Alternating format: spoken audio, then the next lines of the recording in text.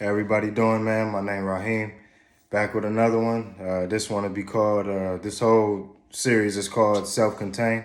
This one specifically, though, is called Brookdale. I'm going to title this Brookdale just to let everybody know where the street, the block that I grew up on. If you don't know Brookdale, that's right in between fucking Coolidge and Fruitvale in Oakland, California, man. That's where it all started for me. That's where I learned literally. I mean, when you say everything, you pick up everything as a young kid and you start maneuvering through the world and you got that pride on your back, that pride on your shoulders and shit, that chip on your shoulder. That's exactly where I get it from, man. Brookdale. But I'll get into that a little later. But man, I had to take a little break from doing this shit because I actually caught COVID. And I want to tell y'all, man, if it's nothing against nobody who's not vaccinated or if you are vaccinated, whatever. But I think you should. I think you should get vaccinated because that shit is no joke. Like I had the fever, I had chills, and who knows what would have happened if I wasn't. You know what I'm saying? Like that shit. When people say that shit's serious, and when you catch it, you'll know and all that. That shit is serious, man. So just try to consider, any alternative or something. Like I don't know, but man, thank God I was vaccinated, and hopefully that shit played a part in me recovering, me getting healthier again and shit. So I don't know, who knows, but yeah, that's just my take on it. If you're not, no problem. If you are, no problem. It is what it is. But back to what I was talking about, man. I know I story tell a lot, but that's just a part of my shit. The part of the story that I'm gonna be talking to y'all about.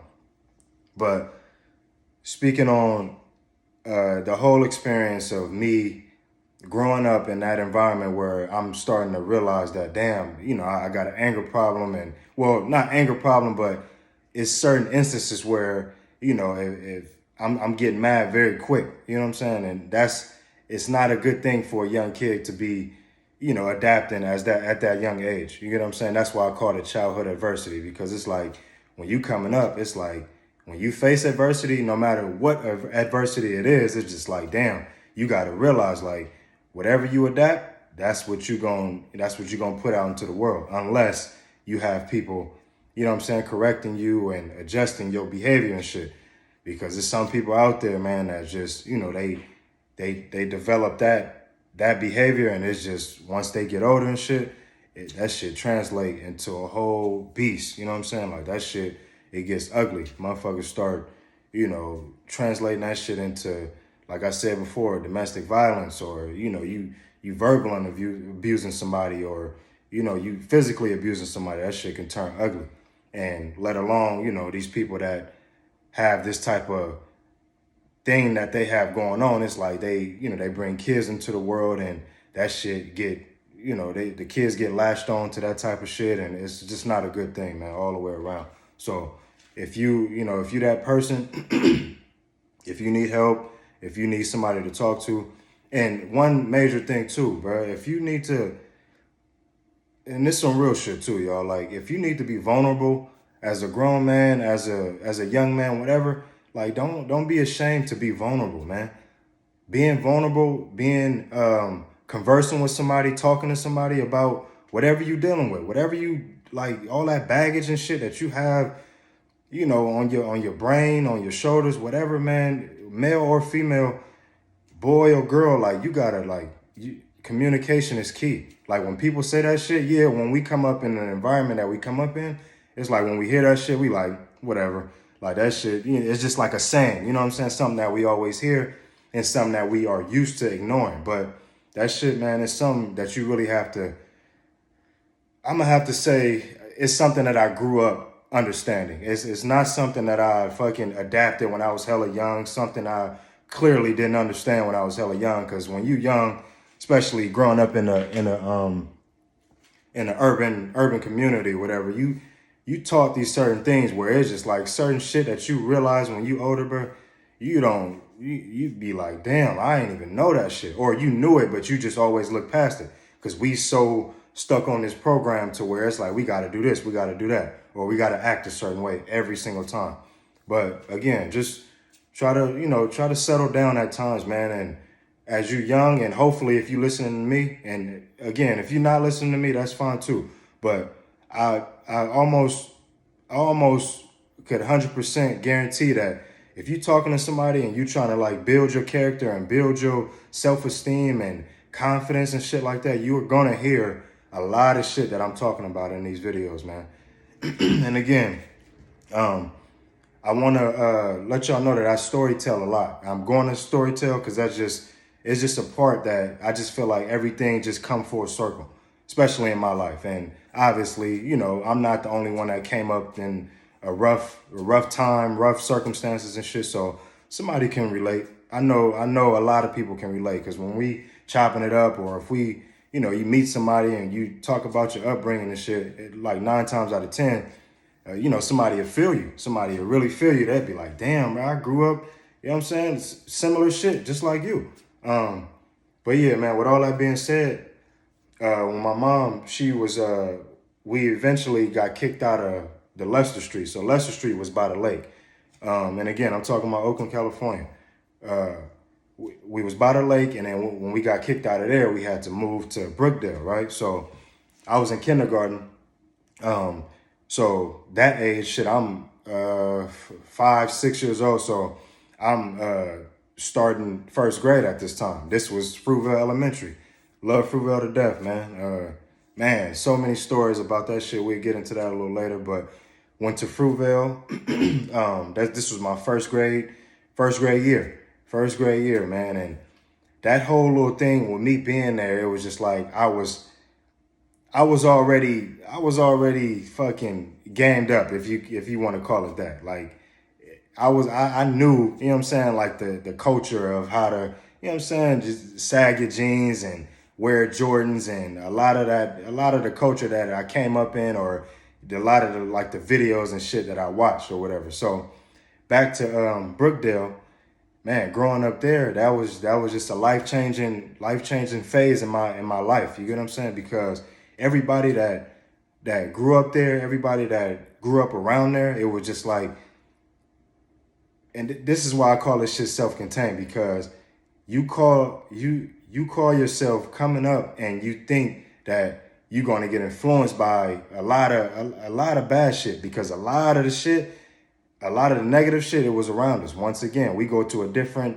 you know what I'm saying, this is a whole different environment. And so you realize like, oh shit ain't much different. You know what I'm saying? You still seeing motherfuckers smoke weed. You still seeing motherfuckers fight. You still seeing that culture. You get what I'm saying? Like that urban culture where it's a lot of behaviors that a lot of our parents and aunties and shit had already adapted. So they going with the flow type shit. And what I mean by that, I'm talking about welfare, food stamps. Like you just in that, you know what I'm saying, Section 8 housing. You around all that shit, so it's like you think it's normal. It's like I said in the last two, like a lot of shit that you grew up in, you don't really sit back and be like, oh, why am I in this shit? Or, you know, you don't question nothing because your childhood, this shit was all fun. But man, get deeper into it, man. When we first got there, I remember my brother, man, we was young as hell. But when we get there, he would go outside all the time or whatever. And I was just, you know, I was so young and shit. I was shy to go out and meet people and shit. So I'm always in the house watching hella music videos and shit. So, I just started seeing my brother go outside a lot, like a lot.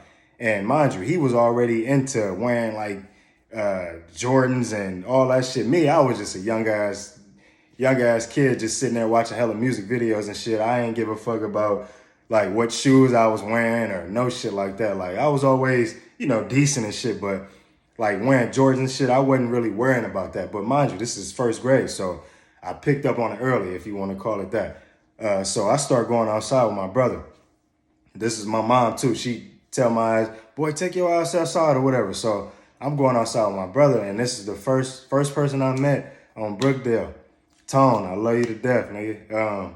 Man, I met my brother Tone. He's my brother age. So everybody that grew up on Brookdale was 3, 4, 5 years older than me. You get what I'm saying? So I was the baby of that motherfucker. So I was able to really go outside, jump off the porch, and really see a whole lot of, I guess you could call it maturity that was going on in the block. So like I said, it was already motherfuckers smoking. It was already people, you know what I'm saying, just out doing their thing, whatever. And me, I was just always sitting down, just always looking at shit until I start, really trying to be like, and this is the time where I'm trying to be like my brother. Like I'm trying to do everything he do, because me being outside, me being exposed to outside, it was like, damn, I want to be out there now. Fuck being in the house, fuck sitting there. I'm not trying to do all that. I'm trying to go out there with him. So as I'm going out there, I'm starting to see a whole bunch of just cool shit. This is cool shit to me. You got your, what I'm saying, niggas come through the hood and shit. They in whips, they in, what I'm saying, they got chains on, they got, what I'm saying, fly ass clothes and shit on. And so you start as a young kid, you like, damn, bro, this is the shit I'm seeing in the videos. This shit is perceived as cool. So I wanna do that. You know what I'm saying? I wanna be in the mix. You know what I'm saying? So ever since then, after that point, I'm just like, I'm really seeing what's going on the block. And this is niggas is wearing Jordans. You know what I'm saying? Like I said, people come through the hood. We had a corner store right there. If you ever been on Brookdale, you know, like where the apartment is, the apartment that's in front of this intro, you walk down right here at the corner. It's a corner store. So shit was popping all the time. You had people coming in and out. You had older OGs and shit walking up and down the block and shit. Mind you, I'm seeing all this shit, and they knew I was the youngest, so you know how they go. That shit, motherfuckers that grab you by the, you know what I'm saying? Just some little partner, little homie type shit. And, I felt welcome, if you want to say that. And next thing you know, I start getting introduced to a whole bunch of people that my brother already knew. You know what I'm saying? So this was Tone brother, my big brother, Jay. You know what I'm saying? So when you start getting influenced by this type of shit, you bring that shit, like that shit, it's in you now. You know what I'm saying? Like you go in the house and you not acting different, but your mom knows, somebody that's caring for you, they know like, oh, this little motherfucker, we shouldn't let his ass outside, because now he coming in here, you know what I'm saying, acting like this, saying this and doing this and shit. So that wasn't me to the fullest, but that was me in my own little way. Like that was my own little way of coming in the house, and my mom noticing like, oh yeah, your ass with the little anger that you already got, like we need to, you know what I'm saying? She used to whoop my ass a lot, because I used to come up in there turned up on some shit. I'd say something, she'd be like, what? That's why I said, when my mom gave me that look, that was that shit right there. Like I got a whiff of that shit very early, right? So, man, this is when I'm coming in the house, and I remember me seeing the outside of the shit, me seeing niggas with Jordans on and all this shit. I'm like, man, fuck that. Like, yeah, I know I never asked you before, but now I want J's. I want, you know what I'm saying? I want the dark blue or navy jeans that I seen outside. And yeah, I'm going to sag them motherfuckers. Man, this shit, it was crazy. It was a hell of an experience, hell of a time.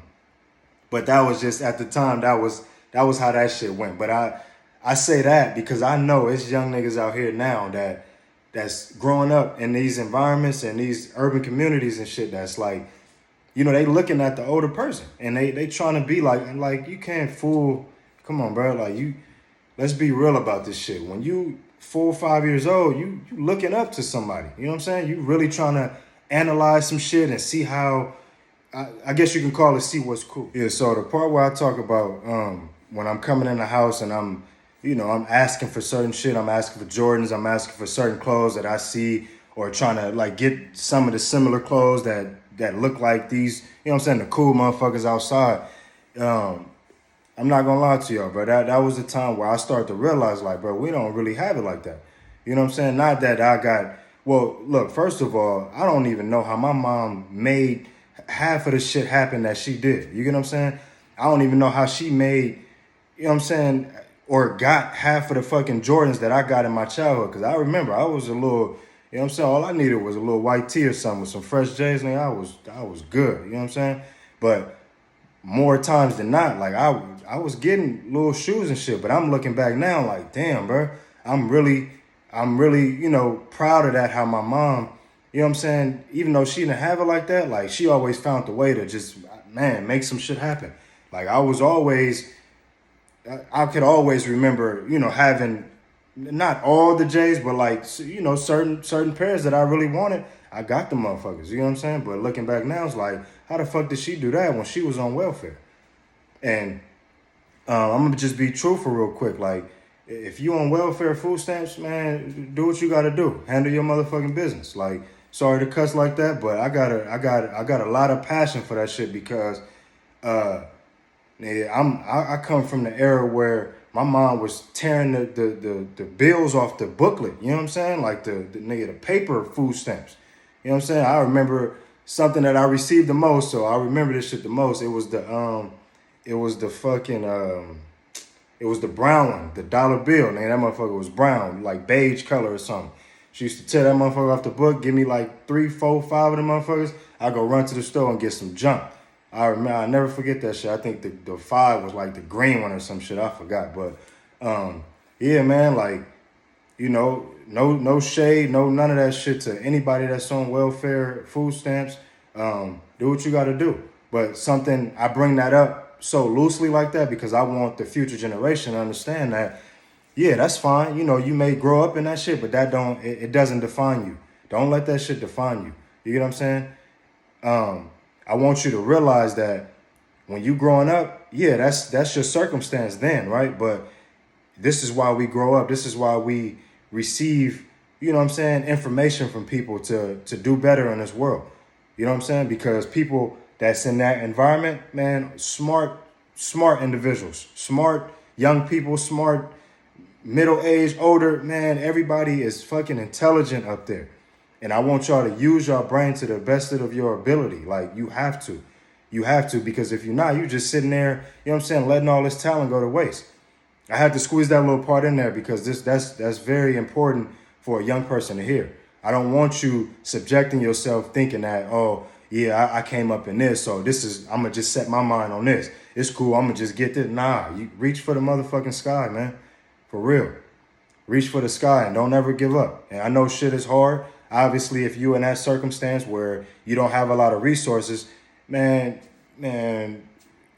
always want better for yourself. And when you want better for yourself, you will not necessarily hopefully you will surround yourself with the positive things, but you will also start, these ideas and these aspirations to start getting in your head. Now you start realizing like, oh shit, I have to do this so I can get there. You know what I'm saying?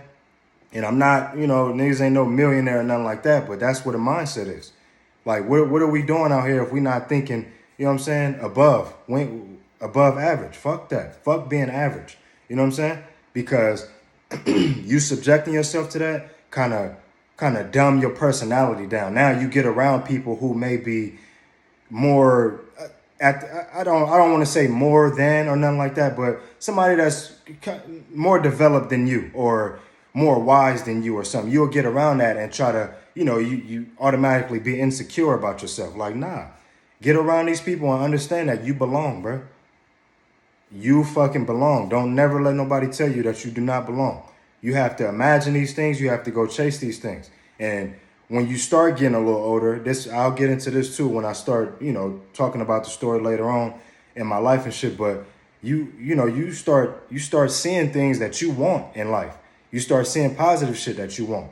Yeah, you still around, you still growing up in the negative shit, but you know how to temper that shit at that time. You know what I'm saying? Because you know that's something you don't want. That's something you're not trying to get involved in. And yes, I'm talking about shit. Let's speak on it. Let's talk about these gangs, these fucking these negative influences and shit. The wrong path.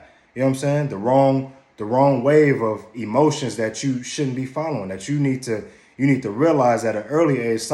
It's unfortunate because people don't really I kind of grasp this idea that like, oh fuck, I can't be doing that. I got to do this.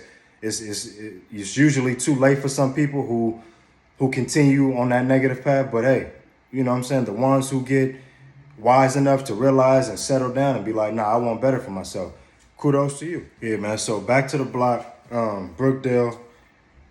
I'm coming outside every day. At this time I'm fully immersed in the whole, you know what I'm saying, the whole shit. Like I'm cussing at the time. I'm a little motherfucker out there just, you know what I'm saying, trying to do what the older people doing. You know what I'm saying? But the good thing that I always appreciated about my upbringing is that the older people that I was around, they every single time, I'm talking about from 5 years old, 6 years old to fucking man to long as I can remember to about 18 years old, bro. Like anything that I tried to do, I'm gonna just say negative. Anything negative that I tried to do or tried to be slick about some shit, I always had somebody on the block looking out for me or checking me on some shit or, man, just, you know what I'm saying, really just letting me know, like, little nigga, you tripping.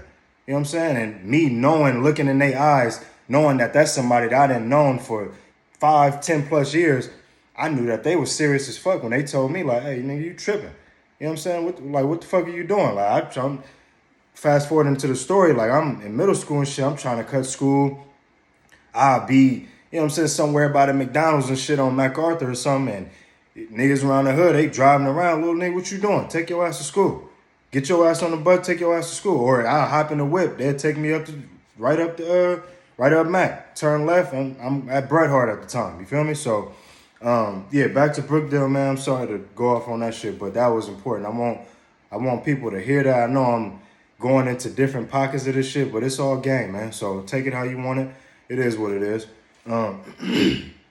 But back in the neighborhood, man, like when I'm going in the house, my mom, she also realizing that, oh shit, okay, like he, you know, something that she didn't expect because I wasn't out there just doing no out of pocket shit. But, you know, she never really sat me down and was like, hey, you need to do this, because I was always respectful to my mom. I was never getting out of pocket. Yeah, I would slip up and say shit.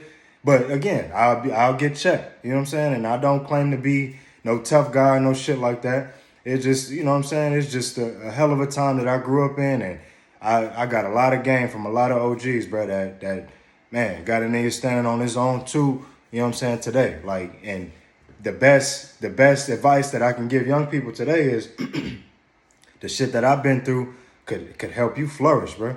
Because everything that I'm telling you, you can sit back and whether you're going through it or not, you could be like, hold on, Raheem went through that or OG went through that. And damn, if he could do that, oh shit, I can do it too. You know what I'm saying? I tell people all the time, even at juvenile hall, like I tell them, like, bro, if you sitting there and I'm giving you this game, how is it that you can't make it to the top, bro? If I'm telling you all this shit that I've been through, and yeah, you in here, but your circumstances are a little bit better than mine, bro, and you got a little bit more resources, how can you not make it, bro? Now, that's just being, you know what I'm saying? I'm not speaking on nobody or nothing, but that's when I start to realize, like, are you being lazy? This is where you got to tell a young man or a young woman, hey, you need to look yourself in the mirror and understand, you know what I'm saying, what's around you. Are you gravitating towards this stupid shit, or are you trying to get better in life? You know what I'm saying? So which road are you going to take? I already sat down and told you for hours. I could speak for hours, y'all. Like, real shit. This is me talking to y'all, man. I could talk for hours about the negative path and what could have been. Lucky I ain't get caught up in the mix, bro. Lucky I ain't get caught up in the mix because, nigga, Brookdale, basketball, OGs, all, man, saved my life, man. That shit, I'm so thankful for everybody. And speaking of that, man, rest in peace. Rest in peace, Point, bro. Man, when I say my brother was outside and shit, he had, friends and all this, but, you know what I'm saying? This is where Point, Coach Point, Uncle Point, man, he was straight father figure to everybody in the hood, especially for those who didn't have a father, you know what I'm saying? Dave, what's up with it? But, man, he'd drive up and down, and I just remember, man, Point used to be in his box shell. I'll never forget. This shit was crazy, but Point used to always have his arm, you know what I'm saying, hand on the steering wheel and shit, driving down Brookdale, and he'd just stop in the middle of the block and tell us to come up to the car, feel me?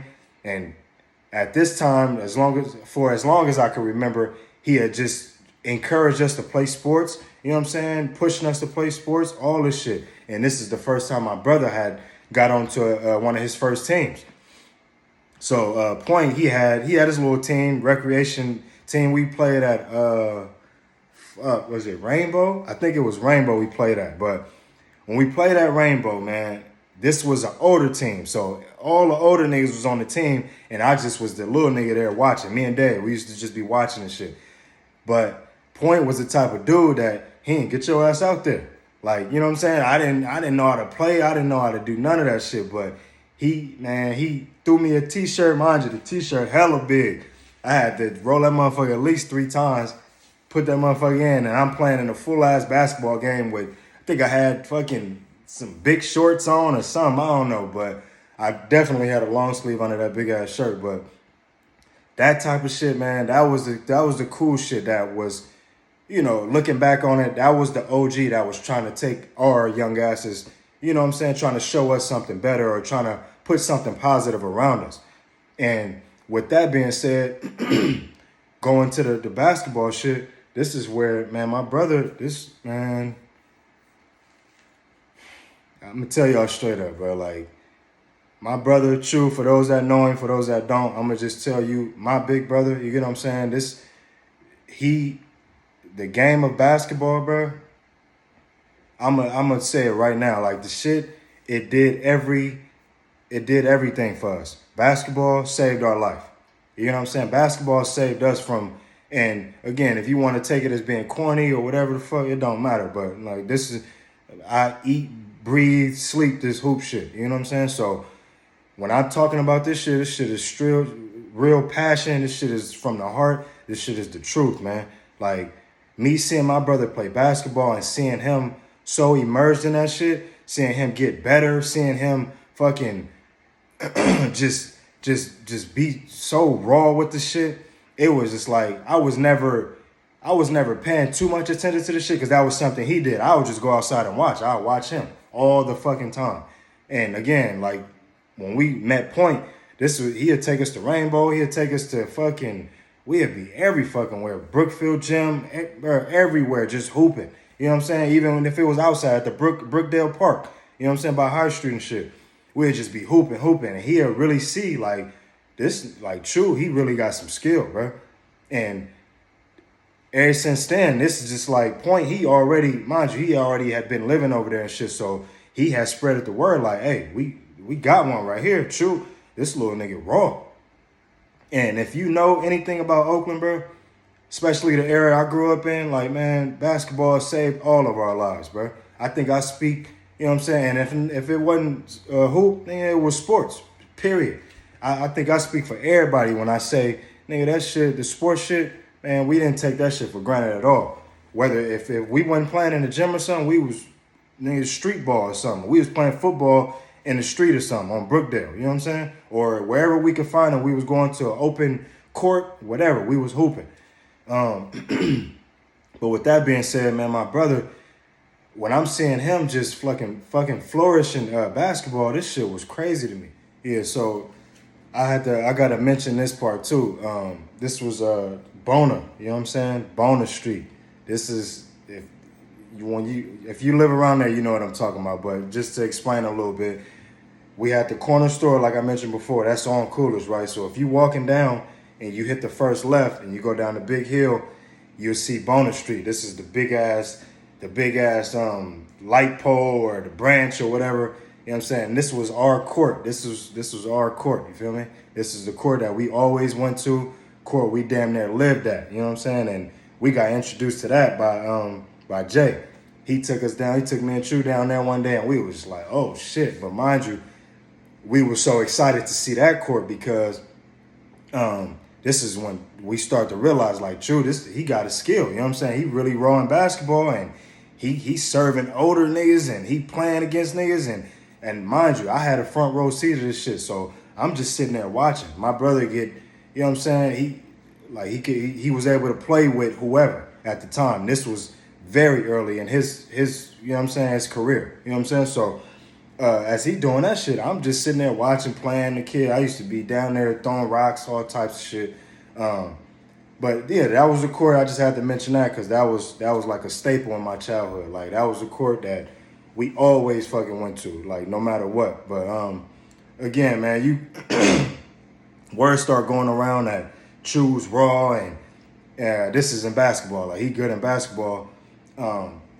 And within the household, it was just like, we going home every day, and my mom, she just starting to see us just transform before our eyes. Like, oh shit. And again, I think she was more, not comfortable or nothing like that, but she was just like, she had no worries because she knew we had partners outside. We made friends, and it was just a good, feeling, because she didn't have to see us cooped up in the house all fucking day and not doing nothing, not, not doing shit with our time. So, and again, I mentioned, she dealt with her shit with step pops and shit, but everything wasn't all bad. I gotta, for the record, I gotta say that out loud, because, he, I guess, my mom had told him, like, hey, True, he loved basketball, right? So fast forward the story a little bit, Christmas came around, he ended up getting us a basketball hoop.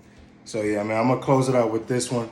I remember him getting us the basketball hoop, and it'll be a part 2 to this Brookdale shit, because I could talk about this shit all day long. So many people I didn't even mention yet, you know what I'm saying? This shit, it goes on and on. But anyway, he ended up getting us a basketball court. This is one of the ones where you can either put water or the sand in the big part, and now we feel like this is, I was excited and shit, but at the same time, I'm just like, I still don't really hoop like that. I'm still hella young, being a kid and shit, doing extra shit outside and running around, riding bikes and shit. So I'm juiced for him, but I don't really give a fuck that we got a hoop court in the back now, right? But I'm seeing all the attention that it attracted, right? So everybody from the block is in our back, little back area now, in the back of the apartments.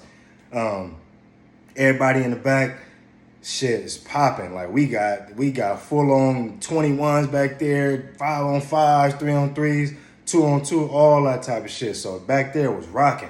But all I ever wanted was just to be around, just to be around the action and shit, just to sit back and just be hella juiced that I'm around people that I used to see like up the street or down the street or at the store or some shit. And now they in the backyard. Now I'm around all of this shit. You know what I'm saying? I'm getting influenced by so many different dynamics. This shit ain't even funny. You had, like I said, you got motherfuckers drinking back there, smoking back there, all that type of shit. But again, it wasn't like just out in people's faces and shit. They'd go to the corner, do their little thing, but I'm looking at everybody. I'm looking at everything, right? So I knew what was going on, but that court being back there, man, that shit was everything to us. Everything to us. And, I wanted to mention that part because, next, the apartment right over to the left of us was Albert and Winnie. This is when he started coming out, you know what I'm saying? Not start coming out, but this is where we got hella close, you know what I'm saying? And we just, you know what I'm saying? It just went from there. Like, it just went from there, man. And I think the moral of this story right here is just me understanding that, it's people that was around, but I also adapted this other dynamic in my life where I'm like, shit, I'm cool just like this dude or this, like, you know what I'm saying? I'm cool. And so now I'm walking like it, I'm talking like it at this point. And so I brought that up because I don't want people to get it confused. Or I want you to understand that I could have been influenced by something completely different. Yeah, they was doing negative shit around me, but it's just like, at an early age, I could have been attracted to joining a gang or attracted to doing, the negative shit that was around me. But nah, I just wanted to be, just a part of the circle. You know what I'm saying? Like, I had my own identity or whatever. I wasn't trying to be like nobody. It was just like, nigga, I'm here too. You know what I'm saying? And y'all gonna respect me. You know what I'm saying? I'm a little Raheem, nigga. Everybody gonna respect me. You feel me? Whether I had to fight somebody or whatever I had to do, nigga, I was gonna get, you know what I'm saying, my little respect, because I always thrived on, OG, like saying my name or shouting me out or some shit like that. I don't know. It was just something that it was just some cool ass shit that I always used to love or whatever. But again, man, music, all that shit was back there. But you go a little further into the story, this is when I'm still in first grade when my birthday came, and for that birthday, I already knew what I wanted. I already knew how I wanted to look. Mind you, Mom, she used to take us down to E14. I don't know if anybody remember this shit, but it was the AC Indoor Mall, bro. Right across the street from the old school grill spot, nigga. But anyway, AC Indoor Mall, they used to have in all throughout E14, they had little shoe stores where you would go up in there, and some had some shit, some just had probably K-Swisses and shit, but nigga, this one that we used to go to at the AC Indoor Mall, man, they had J's, they had all that shit. And back then, it wasn't none of that fake ass shit, so nigga wasn't rocking no fake kicks or nothing all like that. I ain't, you know what I'm saying? But anyway, I remember the 13s came out, the white, black, and red. Oh my God, them motherfuckers came out, and I'm looking at my mom like, "Mom, it's my birthday. Can I get them? Can I get them?" So she looking at me like, "I'll go see if they got your size, you know, whatever, right?" Mind you, J's back then for my size, these motherfuckers was hella like, I don't know, like 85, 75. Still a lot, but I mean, hey, she made the shit work. But man, them was my first pair of J's. I never forget. My first pair of J's. I think I had some as a baby and shit, but I don't remember that. The ones I remember was the black and white and red 13s. I'll never forget. I got them motherfuckers for my 6th birthday. Man, if I tell you, after I got the motherfuckers, I had got some black jeans with like some, I think a white shirt or something. I'm going to show y'all the picture after this, because this, I'm going to just seal it up with this. But it'll be a Brookdale part 2. I'm sorry if I left anything out, but y'all get the full story of this shit, trust me. But anyway, man, when I got them shoes, I'm like, nigga, I'm in, bro. What? Niggas can't tell me nothing. I'm rocking, bro. Like, nigga, I couldn't wait to go back, get dressed, you feel me? And just show niggas on the block like, oh, that little nigga, you know what I'm saying? It was just that pride that I had, you know what I'm saying, for getting a pair of shoes or some shit like that. I just wanted to feel a part of something. And luckily, it wasn't a part of no dangerous shit. It wasn't a part of no fucked up shit. It was just me being me, wanting to feel a part of the block and shit.